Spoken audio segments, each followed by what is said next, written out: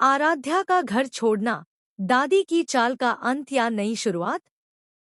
शाम का वक्त था। हवेली की लंबी दीवारों के बीच सन्नाटा फैला हुआ था। हवा में अजीब सी बेचैनी थी। आज फिर वही हुआ जिसका डर आराध्या को कई दिनों से था। दादी की चाल आखिर कामयाब हो ही गई। सुबह से ही घर का माहौल तनावपूर्ण था।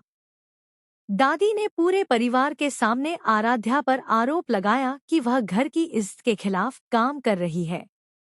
उन्होंने कहा, ऐसी औरत को इस घर में रहने का कोई हक नहीं है जो अपने पति और इस घर के बड़ों की बात न माने।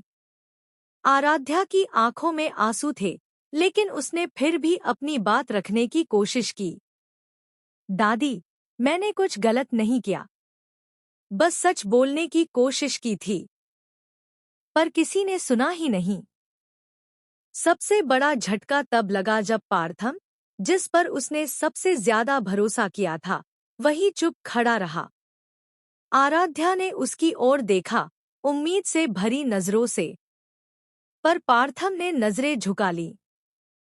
आराध्या, फिलहाल तुम थोड़ी देर के लिए घर से बाहर चली जाओ। उसने बस इतना कहा, और आराध्या का दिल टूट गया। जिस इंसान के लिए उसने सबका सामना किया, वही आज उसके साथ नहीं था। आराध्या ने अपनी माँ की तस्वीर उठाई, पल्लू सिर पर डाला और बिना कुछ बोले घर से बाहर निकल गई। हवेली के दरवाजे उसके पीछे ऐसे बंद हुए जैसे किसी किस्मत का पन्ना पलट गया हो। सड़क पर अकेली आराध्या। रात का अंधेरा घिर आया था। बारिश की हल्की बूंदें गिर रही थी। आराध्या पैदल चल रही थी, बिना दिशा, बिना मंजिल। उसकी आंखों से आंसू बह रहे थे, जो बारिश की बूंदों में खो गए।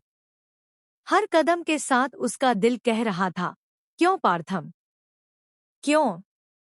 उसे याद आ रहा था वो वक्त जब पार्थम ने कहा था, चाहे दुनिया हमारे खिलाफ क्यों न हो, मैं हमेशा तुम्हारे साथ रहूंगा।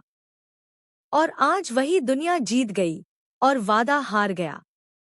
आखिरकार वह अपने मायके पहुंची। उसकी माँ और छोटे भाई ने दरवाजा खोला तो आराध्या को इस हाल में देखकर दंग रह गए।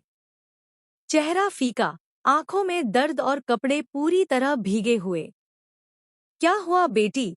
माँ ने रोते हुए पूछा। आराध्या ने बस इतना कहा, माँ, अब मैं अकेली हूँ।